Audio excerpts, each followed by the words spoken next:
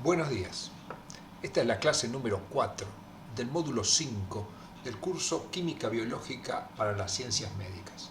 Este curso es organizado por el Departamento de Docencia del Centro Universitario de Estudios Medioambientales de la Facultad de Ciencias Médicas de la Universidad Nacional de Rosario. En la clase de hoy veremos las hormonas y los mecanismos que controlan el metabolismo fosfocálcico humano. Entendemos por metabolismo fosfocálcico al conjunto de procesos, órganos y sistemas que mantienen la homeostasis del calcio y el fósforo, además de regular el crecimiento y mantenimiento de la estructura ósea. Dentro de los órganos involucrados tenemos a los huesos, el intestino, las glándulas paratiroides y la glándula tiroides, riñones, la piel, el hígado y los músculos. Entre las principales hormonas tenemos a la paratormona o PTH, la calcitonina, el calcitriol o 1,25-dihidroxivitamina D, las fosfatoninas, insulina, estrógeno y hormona de crecimiento. También tenemos citoquinas como el RANKL, la osteoprotegerina y la esclerostina. Y vitaminas como la vitamina D, que ya hemos mencionado como precursor de una hormona que es el calcitriol. Veamos este resumen de la regulación general del metabolismo fosfocálcico. La calcemia y fosfatemia son reguladas por diferentes vías de entrada y salida de calcio y fósforo del espacio extracelular. El calcio y el fósforo pueden ingresar a partir del intestino y básicamente esta función es regulada por la vitamina D, más específicamente por el calcitriol, que es la forma activa de la vitamina D. El calcio filtra, igual que el fosfato filtra libremente a nivel del glomérulo renal, pasando el ultrafiltrado y pudiendo ir por orina. Este no es un mecanismo regulable hormonalmente de manera importante. Sí lo es los procesos de reabsorción, que básicamente son regulados por paratormona y calcitonina. Con respecto al calcio y el fósforo en el hueso, puede existir deposición de estos elementos como salida. La salida de calcio y fósforo del esqueleto es regulada básicamente por paratormona y calcitonina, mientras que la deposición de calcio y fósforo dentro de la estructura ósea es regulada básicamente por la insulina, la hormona de crecimiento, y por una serie de citoquinas que se liberan ante la acción de fuerzas, como por ejemplo la ejercida por el trabajo muscular o la misma gravedad. La paratormona es una proteína de 85 aminoácidos que se origina a partir de un precursor más grande que tiene un péptido señal y un propéptido. En las posiciones 52 a 69 de este precursor se encuentra la unión al receptor y la parte activa realmente de la paratormona. Por su parte, la calcitonina tiene 31 aminoácidos y también se genera a partir de un precursor que tiene un par de estructuras que no forman parte propiamente de la calcitonina. Veamos cómo se controla la secreción de paratormona. En las células de la glándula paratiroides existe el receptor sensor de calcio. Este receptor es un monómero que, ante un aumento de la concentración de calcio, se estimula su dimerización y la activación de la fosfolipasa C con producción de inositol trifosfato y la liberación de calcio, y final activación de PKC, que fosforila proteínas. Estas proteínas fosforiladas inhiben la producción de PTH. Por lo tanto, ante un aumento de la calcemia, tendremos una disminución de PTH. Contrariamente, si la calcemia fuera baja, no existe esta estimulación de dimerización, el receptor queda de manera monomérica, no existiendo este proceso de inhibición, y por lo tanto la paratormona subirá. La fosfatemia tiene un efecto contrario. Cuando se produce un aumento de la concentración de fósforo, se estimula la transformación del dímero en monómero. Al transformarse el dímero en monómero, desaparece este efecto inhibitorio y por lo tanto aumenta la secreción de paratormona. Existen algunas patologías relacionadas al receptor sensor de calcio. Cuando falta el receptor sensor de calcio, se produce lo que se conoce como hipercalcemia hipocalciúrica familiar. Es fácil de explicar. Ante un déficit del receptor, el aumento de calcio no podrá inhibir la liberación de PTH. Por lo tanto, la PTH estará aumentada y al estar aumentada, como veremos más adelante, se producirá un aumento de la calcemia y una disminución de la calciuria por aumento de la reabsorción. Otra patología como el hiperparatiroidismo neonatal severo también se asocia a un receptor inactivo. Por otro lado, tenemos una patología en la cual el receptor está de manera constitutiva, es decir, que continuamente está inhibiendo la secreción de paratormona. Al no existir paratormona, tendremos una hipocalcemia que se denomina autosómica dominante por su forma de herencia. ¿Cómo se produce la acción de la paratormona?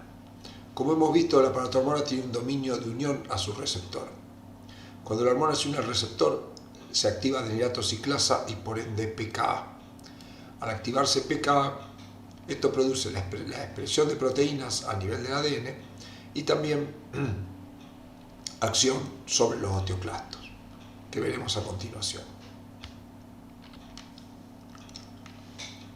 La calcitonina, por su parte, como vimos, es una proteína que actúa sobre los receptores que básicamente se encuentran a nivel de los túbulos renales y a nivel de los osteoclastos. La unión de calcitonina a estos receptores produce básicamente la activación de dos péptidos relacionados a la calcitonina, el péptido A y el péptido B. El péptido A permite la entrada de calcio y el péptido B tiene una acción vasodilatadora. Por otra parte, la unión de calcitonina, cuando se halla a nivel de los osteoclastos, inhibirá la función de estos.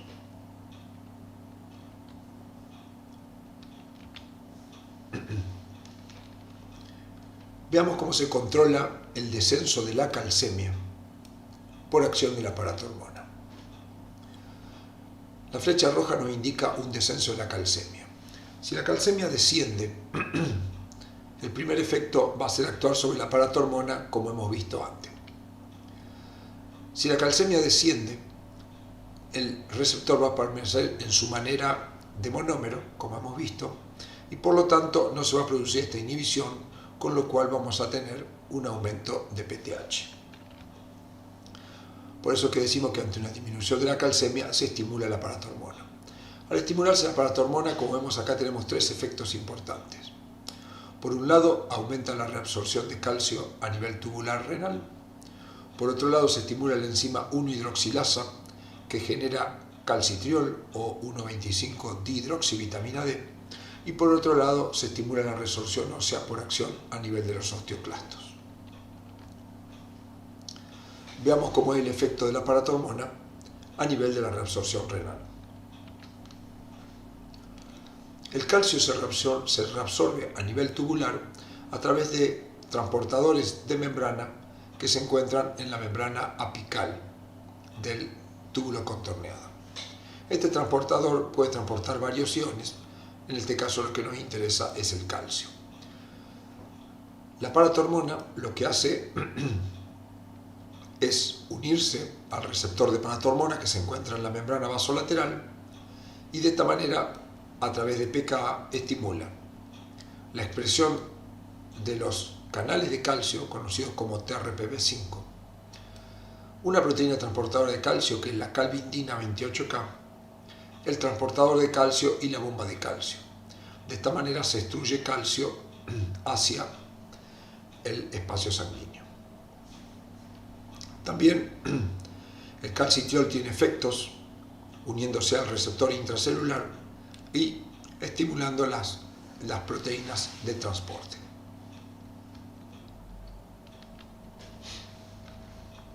¿Cómo se produce el control del descenso de la calcemia?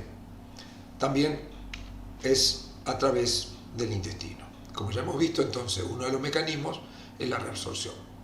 A nivel del intestino, el efecto básicamente es indirecto, porque como podemos ver, la paratormona estimula la 1-hidroxilasa, que es la que transforma vitamina D en su isómero activo, que es el que actúa sobre el mecanismo de absorción de calcio. Acá vemos el mecanismo de absorción a nivel intestinal. A nivel intestinal tenemos básicamente dos mecanismos de absorción. Un mecanismo transcelular, en el cual involucran proteínas que veremos a continuación. Tenemos un canal de calcio conocido como CAT1, que permite la entrada de calcio. Luego el calcio se une a la calvindina 9K, de manera similar a lo que pasa a nivel renal. Es transportado hasta la membrana vasolateral, donde acá es extruido por el intercambiador sodio-calcio o por la bomba de calcio. Todas estas proteínas, como podemos ver, son estimuladas por la unión de vitamina D al receptor intracelular de vitamina D. Otro mecanismo es el pasaje paracelular a través de las uniones estrechas que ligan a los enterocitos. La vitamina D, al unirse a su receptor, produce inhibición de estas proteínas, produciendo una permeabilidad aumentada por la vía paracelular. Existe un tercer mecanismo a través de vesículas que es menos conocido, pero que permite llevar calcio en forma vesicular hacia la luz. Como podemos ver, la vitamina D básicamente estimula el mecanismo paracelular, transcelular y el paracelular. ¿Qué pasa ahora con el aumento de la calcemia? Cuando hay un aumento de la calcemia, recordemos brevemente nuevamente qué es lo que pasa con la paratormona. Como dice acá, un aumento de la calcemia inhibe la paratormona por el mecanismo que habíamos mostrado antes. Si aumenta la calcemia, se produce una dimerización del receptor que produce activación de PKC e inhibición de paratormona. Al inhibirse paratormona, a su vez, la hipercalcemia estimula la liberación de calcitonina, que tendrá básicamente dos efectos importantes. Por un lado, inhibirá la acción de los osteoclastos, de manera de que disminuirá la resorción ósea y la liberación de calcio de los huesos, y por otro lado, inhibirá la reabsorción renal, con lo cual el calcio que filtra se irá por orina aumentando la calciuria.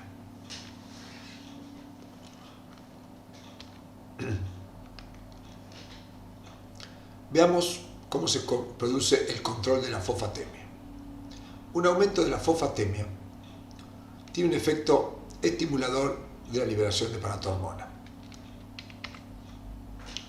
como vimos anteriormente.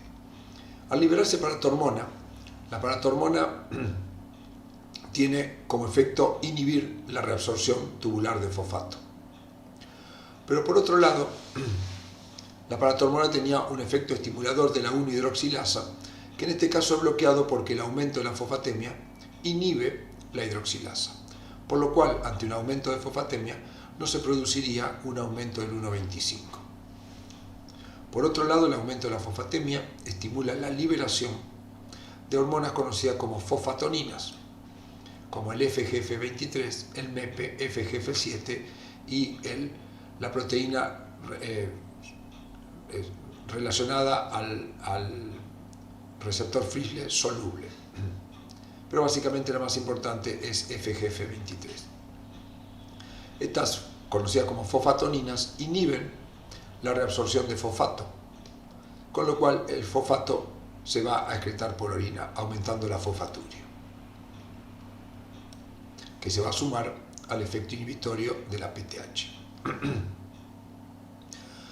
Por su parte, las fosfatoninas tienen un efecto inhibitorio sobre la 1-hidroxilasa que se suma al efecto inhibitorio de la hiperfosfatemia, minimizando el efecto estimulador de la PTH. Algunas enfermedades genéticas, como por ejemplo la sobreexpresión de FGF23, produce una enfermedad conocida como raquitismo hipofosfatémico.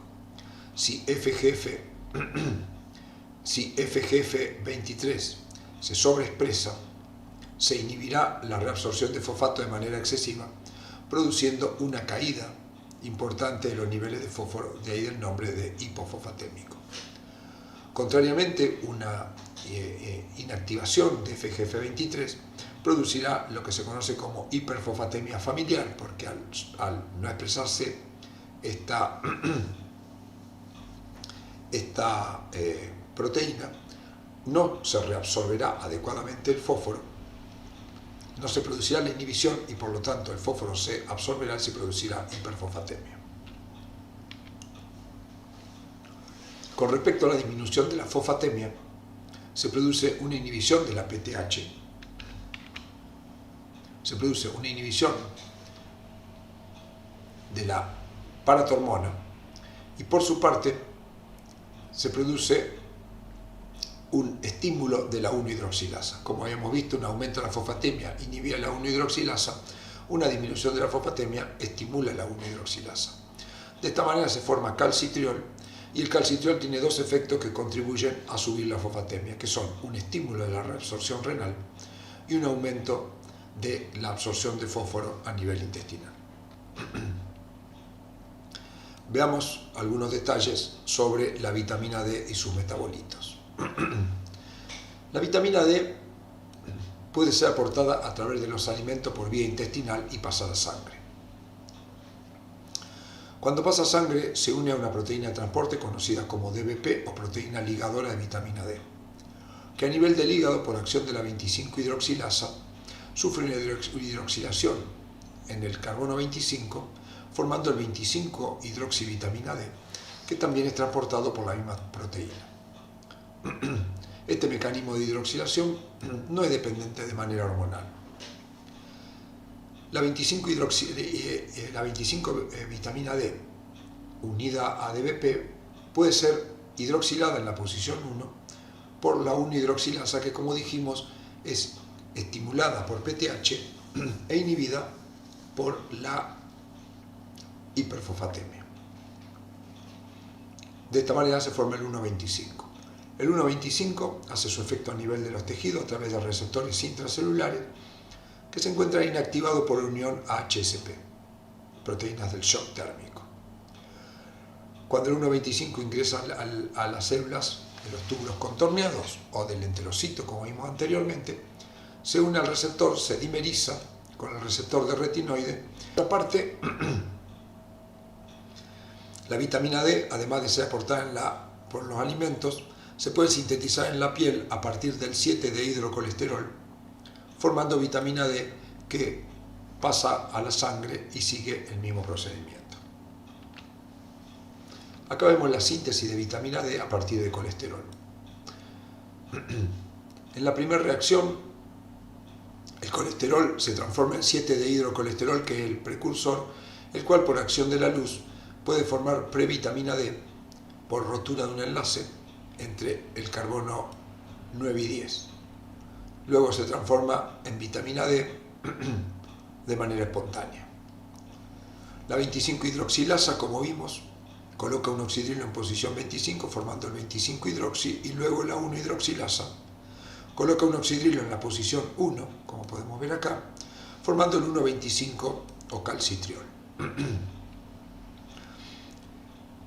El calcitriol es transportado por la proteína ligadora de vitamina D y luego se une al receptor. Existen diferentes patologías. El déficit de 25-hidroxilasa produce lo que se conoce como raquitismo 1B dependiente de vitamina D.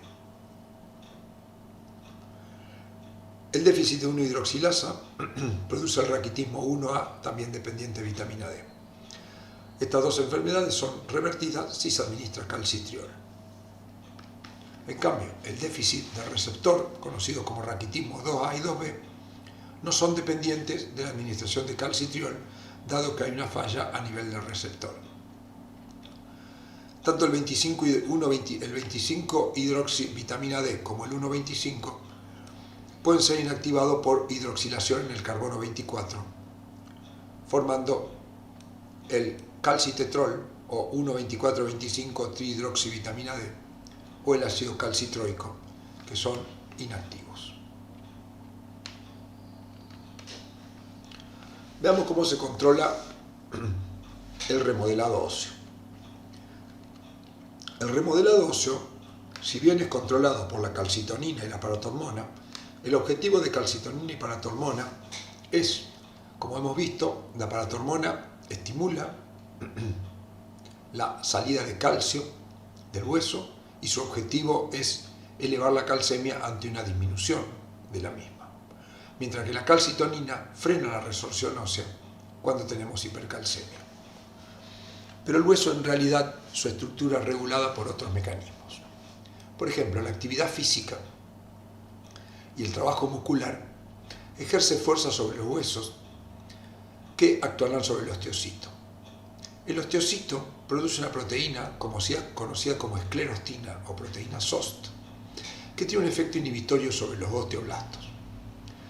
Cuando los músculos ejercen fuerza sobre el hueso, se produce una inhibición sobre el osteocito de la producción de SOST y por lo tanto disminuye esta inhibición, permitiendo al osteoblasto sintetizar proteínas que producirán el crecimiento y fortalecimiento de los huesos. Por otro lado, el osteoblasto genera dos proteínas que son el RANKL y la osteoprotegerina.